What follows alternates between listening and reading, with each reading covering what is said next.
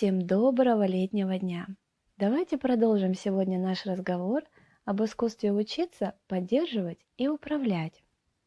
Неделю тому назад мы говорили о том, как найти общий язык даже с человеком, который пока не способен услышать и понять нас. Но бывает и такое. Нам не удается найти общий язык с самим собой. События последнего времени показали, наверное, мы слишком привыкли всегда быть чем-то занятыми, куда-то спешить, куда-то ехать, с кем-то общаться. Мы загружены делами, востребованы другими людьми, успешны на работе, и мы счастливы.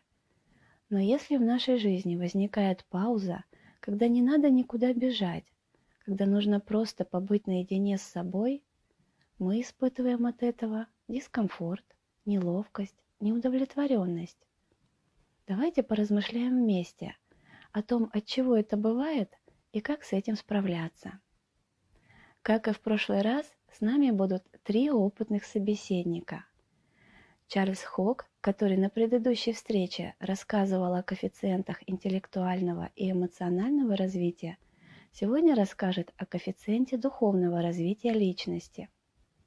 Диди Мирой объяснит, почему учиться самой ей нравится даже больше, чем учить других. А Диди Чакрадхари остановится на том, какую важную роль в нашей жизни играет распорядок дня и та обстановка, которую мы создаем вокруг себя. Чарльз Хоггом.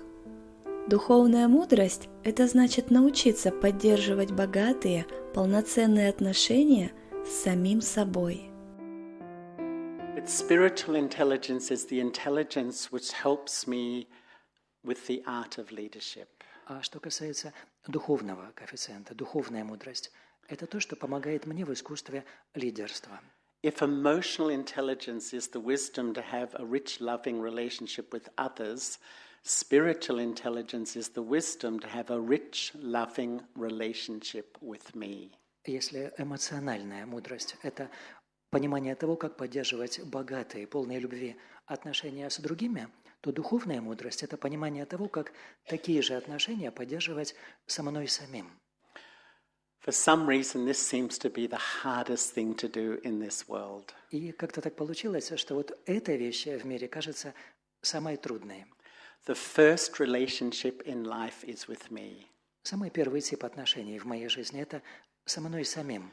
If that relationship is dysfunctional, it pollutes everything. И если вот эти отношения нарушены, это дальше загрязняет все остальное. What we learn in this world is self-confidence. Чему мы в этом мире учимся? Уверенности в себе. We have the confidence to manage a company. У нас есть уверенность в своих силах для того, чтобы руководить компанией. We have the confidence to speak or perform in front of other people. У нас есть уверенность в своих силах, чтобы выступать перед другими людьми, говорить перед ними. But often we don't have the intelligence to feel good about who I am. Но зачастую при этом нам не хватает мудрости, чтобы чувствовать себя удовлетворенным тем, каков я есть. Sometimes I have so much confidence to do something, but I have no self-value or self-respect. Иногда я вполне уверен в том, как делать какие-то дела, но при этом у меня нет уверенности в самом себе, у меня нет уважения к себе. There's a huge disconnect between who I am and what I do. Огромный разрыв между тем, кто я и чем я занимаюсь. In English, sometimes they say we've become human doings rather than human beings. По-английски говорит иногда, что мы сейчас превратились из human beings, да, людей, тех, кто есть, тех, кто существует, личностей, в human doings, в тех, кто только действует, да, умеет только действовать. So life just becomes doing, doing, doing, doing. Наша жизнь просто сводится к тому, что мы делаем что-то. And when we stop doing, we feel empty. А когда перестаем чем-то заниматься, чувствуем себя пустыми. What sort of culture has created this? Какого рода культура привела к этому? I call it the outside-in culture. Я называю это культурой извне внутрь. We look outside for everything inside. I need inside. Вот ради того, что мне нужно у меня внутри, мы смотрим туда, наружу. What's important in this culture? Что важно в этой культуре? My position on my business card. Это мой пост, моя должность, то, что записано у меня на визитке. How much money I make. Или сколько денег я зарабатываю. What sort of car I drive. Или какая у меня машина. Very superficial. Нечто очень поверхностное. The result? Результат? A lack of meaning in life. Отсутствие, нехватка смысла в жизни. A lack of purpose in life. Нехватка чувства осмысленности жизни. An emptiness. Внутренняя пустота. Sometimes a deep sadness inside. Иногда даже такая глубокая внутренняя неудовлетворенность, печаль. How do we fill this emptiness and sadness? А как мы вот эту неудовлетворенность, эту пустоту заполняем? With busyness. Занятостью. Just keep busy. Просто продолжайте быть занятым. Just keep rushing and running. Просто бегать, суетиться. I think sometimes this busyness is a form of avoidance or denial to really go deep to see who am I really. Я думаю, что иногда вот такая занятость на самом деле становится такой формой ухода от себя, от того, чтобы по-настоящему глубоко увидеть, кто же я такой. Because when we stop this action, sometimes there's feelings of depression. Потому что когда мы эту занятость прекращаем, иногда приходит чувство депрессии. In Australia, I went on a speaking tour with a top businessman who was suffering from depression. В Австралии мы вместе выступали с одним из ведущих бизнесменов страны, который при этом страдал от депрессии. He wrote a book about his experience. И он написал книгу о своем опыте.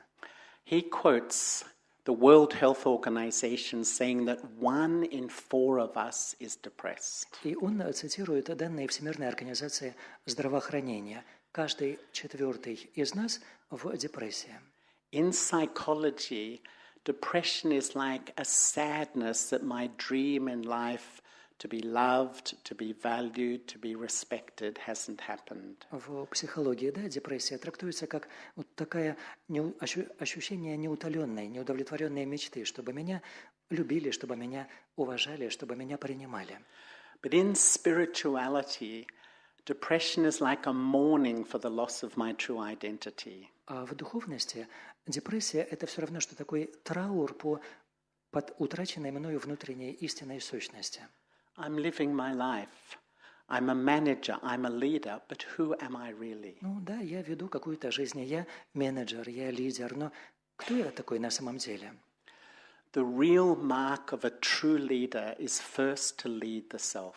Настоящий признак истинного лидера. В первую очередь он ведет самого себя. If you look at all the great leaders of recent times, they have all come from a spiritual perspective. Вот если вы посмотрите на всех великих, выдающихся лидеров недавних времен, все это было порождено духовным началом. Mahatma Gandhi, Махатма Ганди, Martin Luther King, Мартин Лютер Кинг, Nelson Mandela. Нельсон Мандела.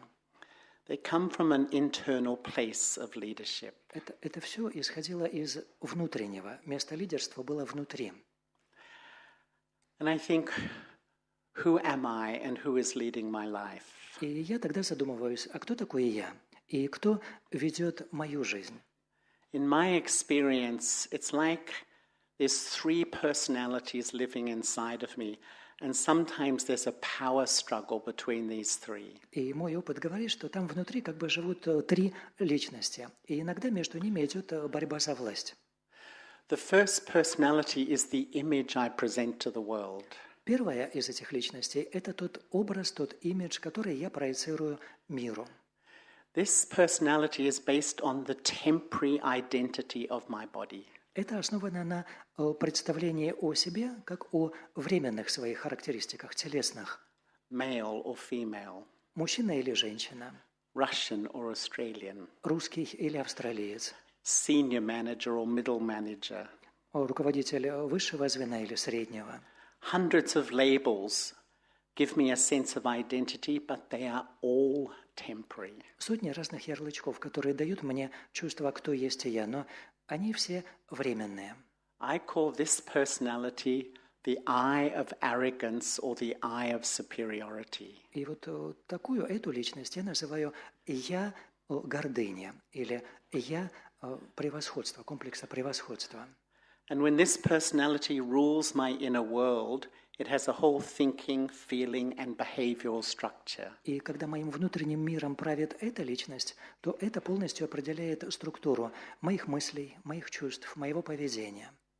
I think, Я думаю, I compare with others, я сравниваю себя с другими, and I think I am better, я думаю, я лучше, I know more, я знаю больше, my way is the right way, по-моему, мой способ это и есть правильный, things should be done in the way I like. все должно делаться именно так, как нравится мне.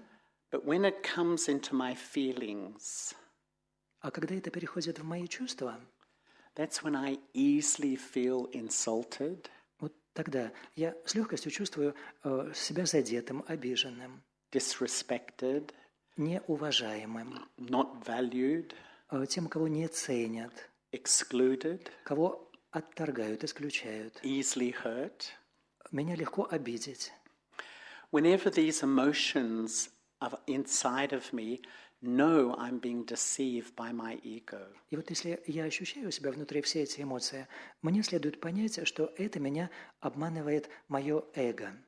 And when this I is ruling my inner world, when it comes into my behavior, I become very bossy, controlling, forceful, dominating. Когда вот это я управляет моим внутренним миром, то, что касается моего поведения, я становлюсь таким начальственным, тем, кто доминирует, тем, кто продавливает свои идеи, заставляет других делать то, что мне нравится. And quite frankly, as a manager or a leader, it's a disaster. И, честно говоря, для менеджера, для лидера, вот этот стиль поведения – это катастрофа. I will have so much conflict with others. Потому что тогда у меня будет масса конфликтов с другими. But the second personality also takes its sense of identity from my temporary bodily image. Вторая, вот эта внутренняя личность, она тоже порождается моим отождествлением себя с временным, телесным. But I call this the eye of inferiority, or the ego of inferiority, or lack of self-respect. Но это второе я называю «я неполноценности» или нехватки самоуважения. When this I is ruling, I think Когда правит это я думаю, that others are better, что другие лучше, others know more, что другие знают больше, others don't love me, что другие меня не любят, others don't respect me, другие меня не уважают, others don't value me. другие меня не ценят. And when it seeps into my feelings, И когда вот это пронизывает мои чувства, I feel hopeless about myself, я разочаровываюсь в себе. inadequate, Я чувствую себя неадекватным, unworthy, недостойным, inferior, неполноценным. or even depressed. И приходит депрессия. And sometimes I hold these deep beliefs that no matter how well I do something, it's never good enough. Иногда я очень глубоко убежден в том, что независимо от того, как хорошо я что-либо делаю, все равно этого никогда не будет достаточно. I hold this belief sometimes that I'm not really lovable. People won't love me or Иногда like me. я держусь за такое убеждение. На самом деле я и не стою того, чтобы меня любили. Я не могу нравиться людям.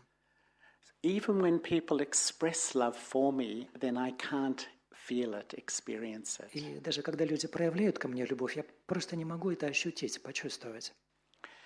So when this I is ruling my inner system, it's also a disaster as a manager or a leader. И когда моей внутренней системой управляет это опять же катастрофа для менеджера или лидера. I have so much anxiety, I won't be good enough. У меня тогда столько тревог, потому что я недостаточно хорош. I have so much fear of opposition or criticism. Я так боюсь оппозиции и критики. And often we swing between the eye of superiority and the eye of inferiority. И зачастую мы качаемся вот на этих качелях между «я» превосходства и «я» неполноценности. But the third eye is the true leader. А вот третье «я» – это как раз истинный лидер. This is the original I. Это изначальное «я». This is the permanent self. Это постоянное «я». And this I thinks that I am a soul. И вот это «я» думает так: «Я – душа». I am just a point of life energy. Я просто точка, жизненная энергия. I sit in the front of the brain around the pituitary gland. Я располагаюсь вот здесь, в передней части головного мозга, рядом с гипофизом. In mathematics, they define a point. It exists, but it has no physical size. В математике точка определяется как нечто существующее, но при этом не имеющее физических измерений. I, the soul, am so subtle. Я, душа, настолько тонкая. But when I start to take back my authority based on my permanent self or my true self, I begin to experience a deep change internally. И когда я начинаю возвращать себе власть, основанную на вот этом глубинном, внутреннем «я», я начинаю испытывать глубокие внутренние изменения. It feels like I'm coming home to a place where I really belong. Приходит такое ощущение, что ты возвращаешься домой, куда-то в родные места. I don't put any pressure on myself to impress anybody. Я уже не давлю на себя, желая как-то произвести впечатление на других. I don't feel I have to look good or be noticed. Я не чувствую, что я должен выглядеть хорошо, чтобы меня замечали, чтобы я нравился. It's like I step back into my true internal leadership or self-authority. Я как бы отшагиваю назад, возвращаясь к истинной власти над собой и к истинному авторитету.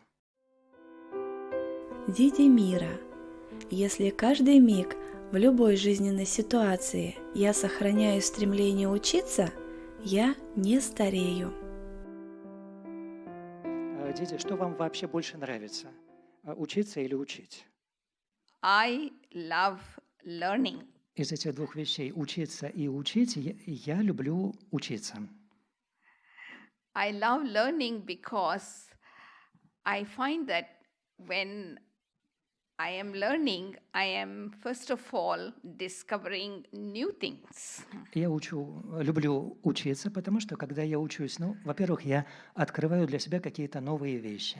And when I discover new things, I have an opportunity to explore many aspects. Я открываю какие-то новые вещи, я получаю возможность исследовать для себя какие-то новые сферы. And I also find that by having the interest for learning, I accumulate a lot of wisdom. Я чувствую, что, имея интерес к учебе, я накапливаю очень много мудрости. I approach the art of learning in 3 phases. К искусству учиться я подхожу в 3 фазах. And not just gathering information. Это не просто сбор информации. No, we are all very clever in that. Мы все очень искусны в этом. Living in this age of information technology, we are good in collecting information. Живя в этот век информационных технологий, мы очень хорошо умеем накапливать информацию. That is not going to help me learn. Но это еще не поможет мне обучаться. I have to go through 2 more steps. Нужно пройти еще 2 шага. I need to reflect on some of the information that I receive that appeals to me. Прежде всего, мне нужно еще уметь размышлять над теми аспектами информации, которая мне близка, которая интересна. So when I give quality time to reflect on the information, I convert information into knowledge. И когда я качественное время выделяю для того, чтобы поразмышлять над этой информацией, я эту информацию перевожу в знания.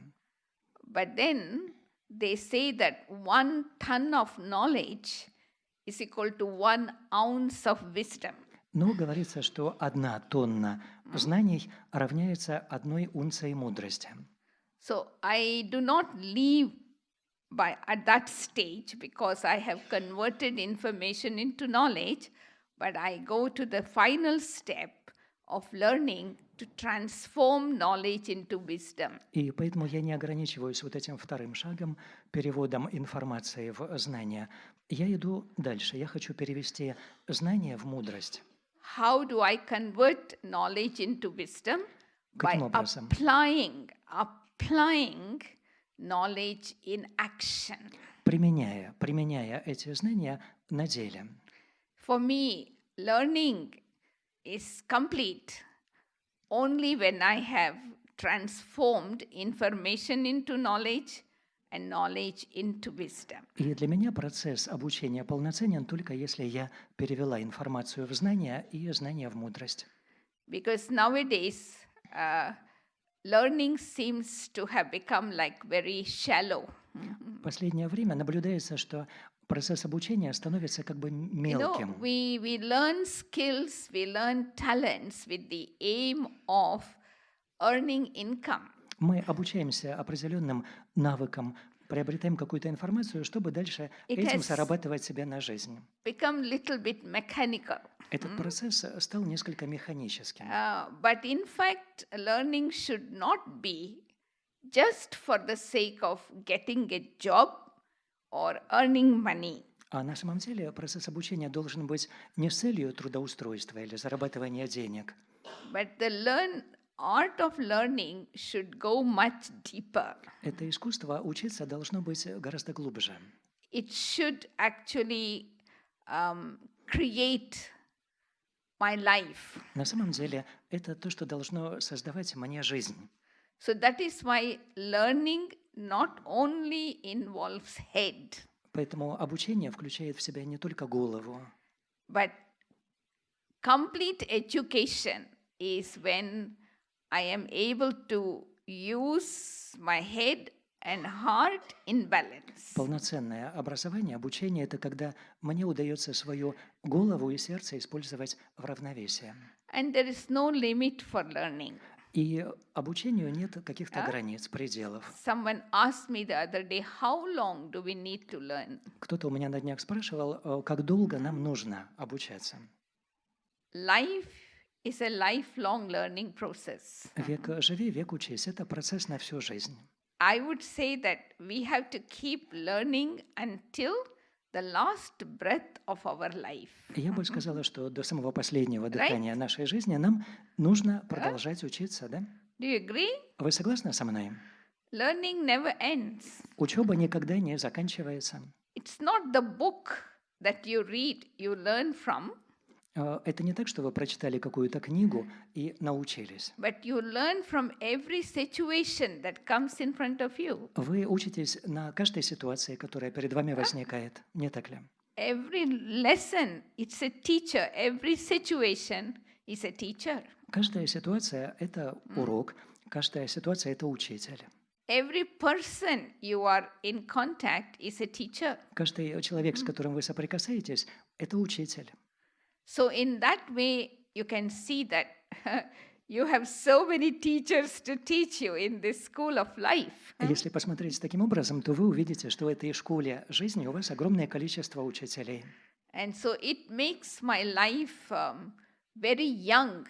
И это делает меня очень молодой в жизни. Even though you may grow older, Да, при этом, может быть, и age, возраст твой и увеличивается. but your enthusiasm and motivation to learn from everyone, every situation, everything will make you look younger. Но при этом твой энтузиазм, твое стремление учиться у каждого человека, каждую секунду, в каждой ситуации, это будет позволять тебе выглядеть молодым. So I love learning more than teaching. Так что учиться я люблю больше, чем учить. Диди Чакрадхари. Время, мысли и энергия каждого из нас – это самое большое богатство. Пользуйтесь ими бережно. And I know that whatever is created on this earth, everything needs the sustenance. И я знаю, что для всего того, что на этой земле сотворено, для всего, что на ней создано, все это нуждается в поддержке. Maybe the body, it needs sustenance. Тело, оно нуждается в поддержке. for giving the good sustenance, it needs to wake up early in the morning and sleep at night. И чтобы его хорошо поддерживать, нам важно вставать рано утром, ложиться спать тоже достаточно рано. 10 o'clock, at once the light were off and everyone went on the bed and asleep. Да, вот 10 часов, свет гаснет, все ложатся отдыхать. It was the university, those who are living there in the university, I am telling that life. Это я рассказываю о жизни тех, кто посвятил себя этому университету, кто пришел в него. Они вели всегда такую жизнь.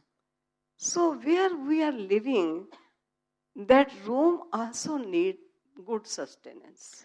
То место, где мы живем, комната, где мы живем, проводим свое время, она тоже нуждается в хорошей поддержке. And for having the good sustenance, I have to maintain everything in a proper order. И чтобы она получала такую хорошую поддержку, мне нужно там все держать в порядке. Whatever things lies in the kitchen, maybe any blind person will go and person can get anything which is needed for the purpose of use, very easily one can locate it. Все всегда лежит на своих местах. Это тоже очень важно. Вы заходите на кухню, даже если это слепой человек, да, зашел на кухню, но все равно ему будет очень просто на ней все найти, потому что все всегда на своем месте. Everything in a proper place. Все на своем месте. Whosoever use it, clean it and put in a proper place. Каждый чем-то попользовался, потом помыл это и вернул на место. It is not the slogan that later on I will do it. То есть девизом жизни должно быть не такой, что вот потом доделаю. Not later on. Who has seen later on? Нет, когда это потом? Кто видел это потом? Now it takes little time and later on takes much more time. Сейчас на это понадобится совсем немножко времени, чтобы вернуть все в порядок. А потом понадобится много времени. And everywhere it is written that this place is for this place and this place is for this thing. И еще везде есть какие-то помечено везде, что вот это место для этого, вот это для этого. Paying attention that not much more time and much more thought and much more energy will be used to use anything. То есть внимание к тому, чтобы не понадобилось слишком много затрат внимания, энергии, времени на то, чтобы что-то найти, чем нужно воспользоваться. Because everyone's time is the greatest money. Потому что для каждого человека время – это самые большие деньги. And the energy and the thoughts, it is the greatest power within everyone. Энергия каждого из нас, наши мысли – это все величайшая из сил, которые есть у нас внутри. Spirituality teaching us, sustain everyone, that there nothing should go vain.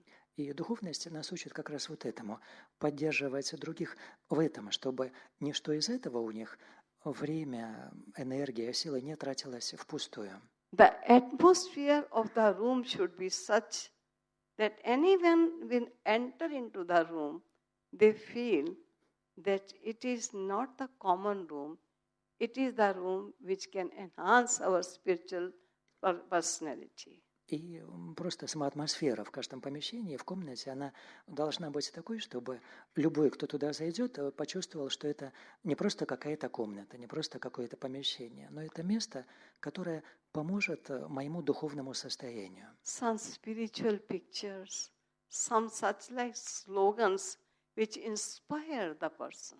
Это могут быть какие-то фотографии, картины с таким духовным началом. And there should be cleanliness into the room. Какие-то слова, девизы, которые бы могли вдохновить человека, и опрятность, чистота. And bedding where one is sleeping, that bedding should be such that anyone will feel that just now they have purchased the sheets over the bed and put it on it. И во всем так, вплоть вот до постельного белья, чтобы любой человек, да, видя это, чувствовал, что вот эти простыни, это все вот только-только было куплено и новое было постелено. It is said cleanliness is next to spirituality. То есть до такой степени чистоплотность, опрятность, потому что говорится, что чистоплотность, она очень близка к духовности. It is very important. Она очень важна.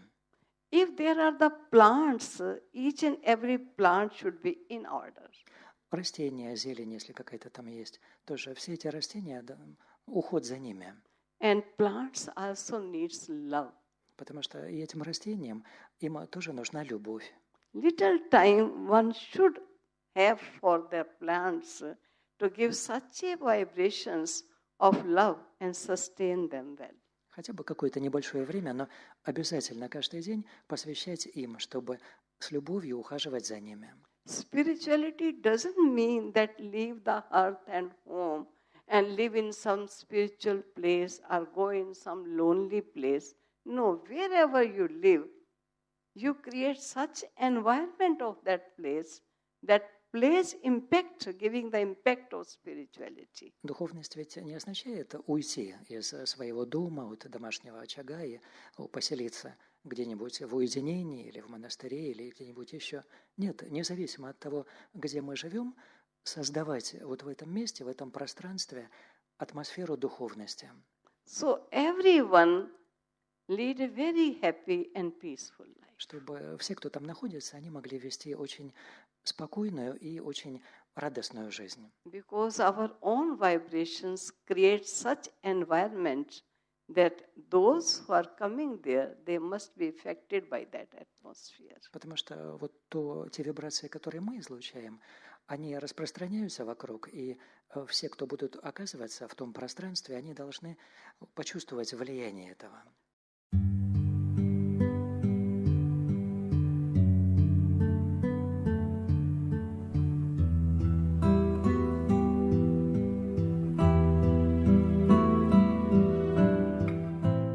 На этой неделе попробуйте ложиться спать пораньше и вставать пораньше, чем вы это делаете обычно. И каждое утро посвящайте хотя бы 15-20 минут тому, чтобы встретиться с самым важным и близким вам человеком, с самим собой. Поговорите с собой по душам. Напомните себе, что быть счастливым, спокойным, удовлетворенным – это для вас естественно. Это ваша природа. Пообещайте себе, что бы ни происходило на протяжении дня, я буду оставаться уравновешенным, радостным, сильным. И пусть это мое состояние станет подарком и для меня самого, и для всех, с кем я соприкасаюсь. А тот день, когда делают и принимают подарки, мы называем праздником. Пусть каждый наш день на этой неделе будет праздником. А если это понравится, почему бы не сделать праздником вообще каждый день нашей жизни? Удачи вам и до встречи через неделю!